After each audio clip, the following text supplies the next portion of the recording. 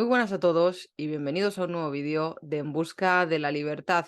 Hoy os vengo a hablar de un curioso caso del mundo de la inversión que seguramente nos interese mucho, tanto si somos inversores como si queremos empezar a serlo y estamos en esa fase de aprendizaje, de saber cómo movernos y de saber qué hacer. Así que quedaros muy atentos a este vídeo porque seguramente todo lo que vamos a ver os interese bastante.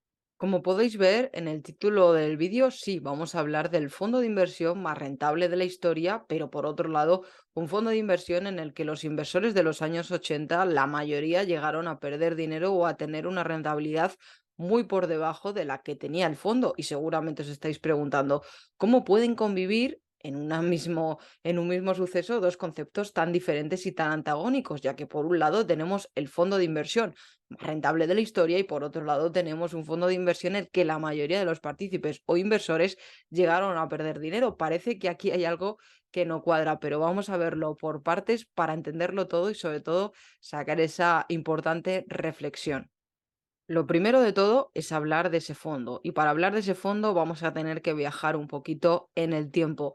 Nos tenemos que ir al año 1977 cuando la gestora Fidelity sacó al mercado, aunque de momento no era un fondo abierto para todos los inversores, el fondo Fidelity Magellan, un fondo gestionado por uno de los ahora más famosos inversores en el mundo de las finanzas y que posteriormente recibió un reconocimiento a nivel mundial. Y no, no estoy hablando de Warren Buffett, sino que estoy hablando de Peter Lynch, que gracias a la gestión de este fondo se pudo retirar a vivir con su familia plácidamente con 43 años. Bueno, pues como he dicho, en el año 1977, la gestora de fondos Fidelity, una de las gestoras más importantes del mundo, sacó al mercado el fondo Fidelity Magellan, que estuvo en el mercado hasta el año 1990, año en el que Peter Lynch decidió retirarse y dejar la gestión del fondo. Pues bien, lo más interesante y lo más llamativo de este fondo es que consiguió una rentabilidad anualizada desde su lanzamiento hasta que Peter Lynch dejó la gestión del fondo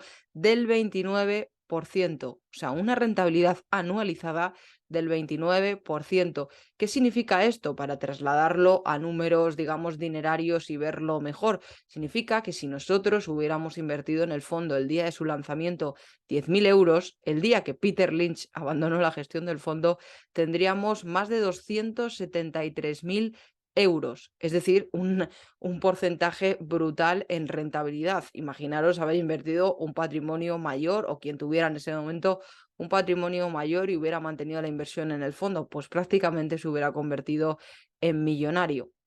Ante estos increíbles resultados de rentabilidad, Peter Lynch obtuvo una gran fama y reconocimiento, y no es para menos, porque los fondos de gestión activa de bolsa americana rara vez consiguen superar al rendimiento a largo plazo del SP 500. Y es que este fondo lo consiguió superar con creces e incluso casi duplicar, porque para este periodo de tiempo el SP 500 obtuvo una rentabilidad anualizada del 16%, mientras que el fondo, como ya he dicho, la obtuvo del 29%, unos números que consiguieron que el fondo se convirtiera en el más grande del mundo, no solamente en el más rentable, porque el día de su lanzamiento el patrimonio gestionado estaba en los 18 millones de dólares, mientras que el día que Peter Lynch abandonó el fondo llegó a tener 14.000 millones de dólares bajo gestión invertidos en este fondo. Así que ahora vamos a resolver esa pregunta, porque claro, ya hemos visto el brutal rendimiento que obtuvo el fondo y lo que podríamos haber ganado de dinero si hubiéramos invertido 10.000 euros en el año 1977 y luego si hubiéramos retirado en el año 1990. Pero claro, ¿cómo es posible entonces que la mayoría de los inversores que invirtieron en este fondo durante la década de los 80 perdieran dinero y que incluso los que se mantuvieron en el fondo tuvieran una rentabilidad media del 7%, o sea, casi la mitad de lo que obtuvo el SP 500 en ese mismo periodo? Es algo curioso, ¿no? Pues vamos a verlo porque realmente no hay ni trampa ni cartón, sino en que se debe al propio comportamiento de los inversores. En el mundo de las finanzas existe un concepto que se llama Behavior Gap y que hace referencia precisamente a esa brecha entre el comportamiento del fondo y el comportamiento que tienen los inversores al invertir en este fondo. Y es que es esto lo que explica todo. El fondo Fidelity Magellan, como estáis viendo en este gráfico por aquí, es donde se explica todo. Era un fondo muy rentable, pero también era un fondo muy volátil, con grandes correcciones. ¿Y qué pasa en el mercado cuando hay grandes correcciones? Que generalmente la mayoría de los inversores suelen entrar en pánico, suelen vender sus posiciones y suelen, pues, no queriendo incurrir en más pérdidas. Y esto suele ser, en la mayoría de los casos, un gran error, especialmente si en lo que estamos invertidos es algo que tiene valor y que es bueno. Se ha demostrado históricamente que el SP 500 a largo plazo pues suele ser siempre un índice rentable, ¿no? Pues este fondo, el Magellan, también se demostró que a largo plazo era un fondo bastante rentable. Sin embargo, pasaba esto, pasaba que tenía periodos de corto plazo, pues quizá de un año, de unos meses, en el que caía y caía bastante, y eran esos momentos en el que los inversores decidían retirar sus posiciones y salir del fondo incurriendo en pérdidas, y los que se quedaban obtenían una rentabilidad del 7% por estos movimientos que hacían de entrar y salir en el fondo. Es decir, que la mentalidad que seguían muchos inversores que entraban y que compraban participaciones de este fondo de Fidelity era la de, bueno, hemos visto que hay un fondo de bolsa americana que tiene una gran rentabilidad al año del 29%, qué bien, voy a ganar un montón de dinero, pero lo que no esperaban y con lo que no contaban era con esa gran volatilidad. Entonces, a la mínima que el fondo fluctuaba bastante y caía y tenía esas correcciones, entraban en pánico y vendían. Eso es lo que explica el motivo por el que la mayoría de los inversores pues obtuvieron una rentabilidad negativa. O sea, que no hay ni trampa ni cartón, ni este fondo era una estafa, ni tenía algo oculto, ni ponía maquillaje.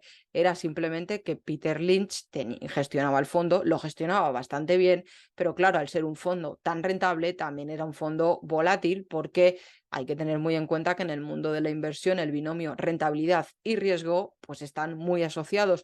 A mayor rentabilidad también se asume un mayor riesgo. De hecho, solo hay que preguntar si a todos los inversores que estén invertidos en Bitcoin, vosotros si lo estáis, seguramente lo sabréis, es un activo muy volátil, pero también es un activo muy rentable a largo plazo, por lo menos lo ha sido hasta ahora. Pues con este fondo se puede hacer una equivalencia y puede ser algo parecido. La mayoría de la gente perdía dinero porque no soportaba esa volatilidad. Y como recordaréis al principio, lo más importante de este vídeo era extraer esa reflexión, qué podíamos aprender, qué conocimiento podíamos extraer de todo esto. Pues bueno, es fundamental este gráfico que estamos viendo por aquí de Morningstar. ¿Por qué es fundamental? Bueno, porque Morningstar analiza el comportamiento que tiene una inversión en el SP 500 desde el año 1924 al año 2017. Y lo que vemos es que una inversión a un año en el SP 500 tiene unas posibilidades de perder dinero del 26%. Sin embargo, una inversión a 5 años durante este mismo periodo temporal ya tiene una posibilidad de perder dinero del 14%. Es decir, se reduce bastante cuando se amplía el marco temporal de nuestras inversiones. Pero lo más interesante de todo es que cualquier inversión en cualquier punto de entrada temporal entre 1924 y 2017 que tuviera un largo plazo de 15 años, no hubiera perdido dinero. No sabremos lo que habría ganado, pero lo que tenemos claro es que no habría perdido dinero invirtiendo en el SP 500. Es decir, que al final lo más importante cuando tenemos una inversión en la que creemos y que tiene unos valores sólidos detrás, que es una buena inversión, es que hay que mantenerla a largo plazo y evitar esos momentos de pánico y sobre todo vender cuando estamos en pérdidas. Aunque sí que es cierto que en el mundo de la inversión, pues hay que tener muy en cuenta lo que está detrás, ¿no? Ese activo subyacente del que se habla en muchos casos. Si el activo subyacente o la inversión en sí, la acción, la empresa en la que estamos invertidos, el fondo es bueno y la ha demostrado ser bueno en el largo plazo, entonces tenemos que estar tranquilos, confiar y sortear esos episodios de volatilidad. Si es un fondo malo, que lo ha hecho bien 2 o 3 años, pero que si vemos su histórico a largo plazo es un fondo que suele perder dinero y estamos perdiendo, bueno, pues quizá a lo mejor no es lo mejor estar en el largo plazo, igual que si estamos en una acción en la que hemos entrado quizá por especulación, pero si hemos entrado en una compañía que hemos analizado, que tiene buenos valores detrás, o estamos en un fondo que lo es, o hemos comprado un ETF del SP 500, lo mejor, lo demuestran los datos, es mantener la calma en los episodios de volatilidad, aguantar las pérdidas para después recuperar lo perdido y obtener ganancias. Y seguramente os estaréis preguntando en este punto cuál era la filosofía de inversión de este fondo, en qué invertía el fondo Fidelity Magellan, para ser el fondo más rentable del mundo? Bueno, pues muy buena pregunta. Peter Lynch dejó por escrito todos sus conocimientos y la filosofía de inversión que siguió para este fondo y que ha seguido durante toda su vida en el libro Un paso por delante de Wall Street, y básicamente deja un conocimiento bastante interesante, y es invertir en lo que conoces o aplicar los conocimientos que ya tenemos adquiridos de por sí para el mundo de la inversión. Él decía, de hecho, como anécdota lo cuenta en el libro, que las mayores ideas de inversión que aplicó y que ha aplicado durante toda su vida se le ocurrían mientras que estaba con su familia, mientras que estaba en el supermercado, mientras estaba dando un paseo por ahí, más que cuando estaba en la oficina sentado analizando empresas. Aunque eso sí, obviamente, sí que deja por escrito la filosofía que siguió en cuanto a los fundamentales. Él básicamente explica en este libro que hay que apostar por empresas con una baja deuda, con unos beneficios crecientes, y que el valor de la acción esté por debajo, o sea, esté infravalorado, esté por debajo de la valoración del mercado. Estos principios, seguramente, si sabéis un poco de inversión, son bastante conocidos como value investing. Es una filosofía que también han seguido otros inversores de gran renombre y éxito internacional como Warren Buffett, unos principios que Benjamin Graham dejó por escrito en su obra El inversor inteligente. Así que Peter Lynch lo único que hizo es aplicar estos conceptos y añadir ese punto de invertir en lo que conoces o aplicar los conocimientos ya adquiridos que todos nosotros tenemos al mundo de la inversión. Es decir, una combinación de lo que ya se sabe y lo que sabemos por de nuestro día a día, de los conocimientos que tenemos de consumo, o cuando vemos, oye, pues mira, mi amigo está usando mucho TikTok, por ejemplo, me lo invento, o está usando tal, ¿por qué es esto? Y lo analizas, lo piensas, y luego cuando aplicas eso al sector financiero y te pones a analizar las empresas, es ahí donde Peter Lynch encontraba las grandes oportunidades de inversión. Así que bueno, si os ha gustado este vídeo, yo os agradezco si os suscribís y os dais a like, y nos vemos la semana que viene.